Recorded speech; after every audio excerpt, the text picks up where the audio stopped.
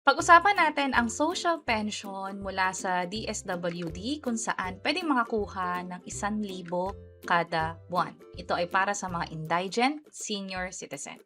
By the way, kung first time mo sa channel natin gusto mo pa ng mga online tutorial videos katulad nito, please click the subscribe button. I-highlight ko nga pala bago tayo mag-umpisa na itong pensyon ay base na rin sa website o yung mga mapagkakatiwalaang article tungkol sa social pension ng DSWD. Kung magkakaroon man ng update tungkol dito, gagawan din namin ng hiwalay na tutorial video.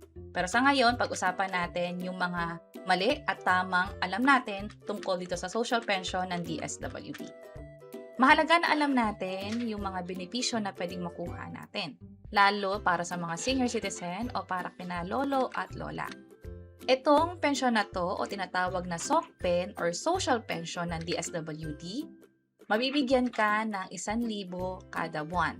Dati, nasa 500 ito pero ngayon itinaas na, ginawa ng 1,000 pesos para nga naman pantulong sa pang-araw-araw na gastusin, katulad ng pagkain, gamot at iba pang pangangailangan. Ngayon, maraming kwento tungkol dito sa pensyon na to. Alamin natin yung mga totoo, kung ano ba yung mali, kung ano rin ba yung mga tama. Para kanina ba itong social pension na mula sa DSWD? Pasok ka ba sa category na indigent?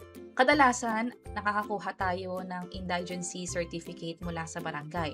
At ito yung mga criteria na pwedeng i-check nila. Dapat 60 years old at pataas. Pwede rin i-consider yung sakitin, mahina, or may kapansanan. Ang pinakamahalaga ay dapat walang pensyon na nakukuha mula sa government agency katulad ng SSS, GSIS o iba pa. Ia-assess din ng DSWD officer kung wala nga bang regular na pagkukunan ng kita o suporta mula sa ibang miyembro ng pamilya katulad ng anak, asawa o iba pa. At kanina nasabi natin na itinaas mula 500 to 1,000 pesos. Ito na rin ay base sa batas na Republic Act No. 9994. Ito yung sa Expanded Senior Citizen Act of 2010. Dito nagsimula yung pagbibigay ng karagdagang benepisyo at pribilehiyo para sa mga nakakatanda o senior citizen na walang kakayaang suportahan ang sarili. Kung dati 500, ngayon 1,000 pesos na, possible madagdagan pa to sa hinaharap. Depende na rin sa pag-assess ng gobyerno o ng DSWD na din.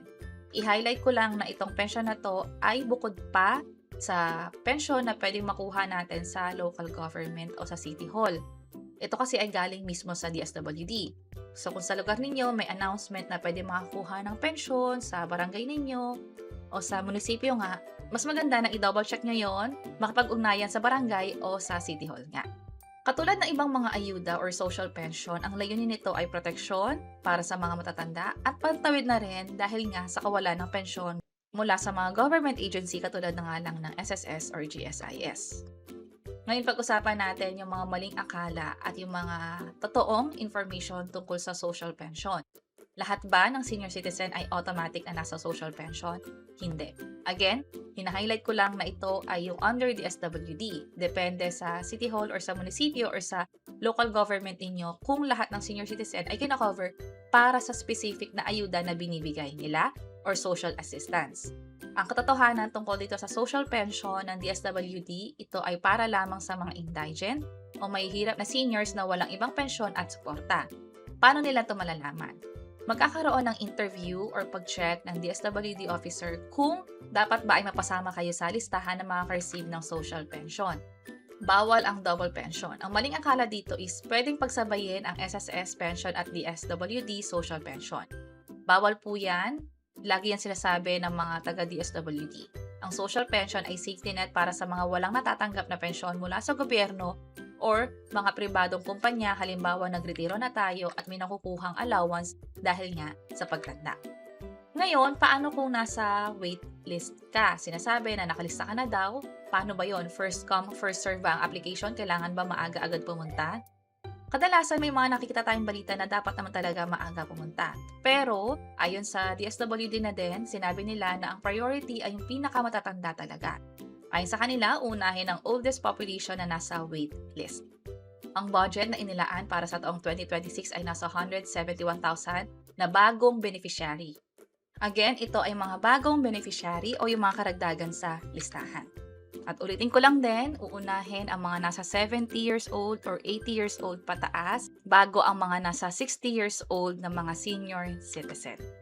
Kailan matatanggap ang pera? Ito yung pinakamahalagang tanong dahil ang budget or ang allowance ay nasa 1,000 kada buwan at quarterly ito makukuha. Asahan na makakakuha kayo ng 3,000 kada payout. Paano ito makukuha?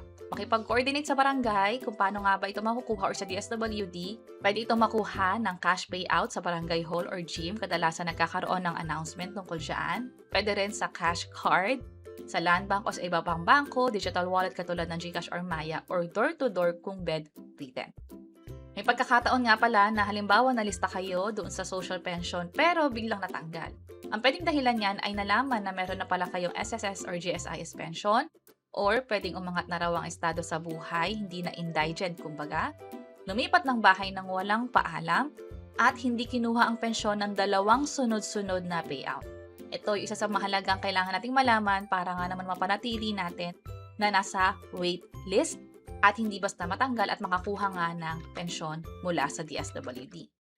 Para naman sa step-by-step guide kung paano nga ba mag-apply dito sa social pension, ano yung mga kailangan ko, pwede nyong i-check yung video sa bandang baba. Gagawin na namin yan ng video tutorial at sana nakatulong tong video na to. Pakiclick ang like button and see you sa mga next videos. Bye-bye!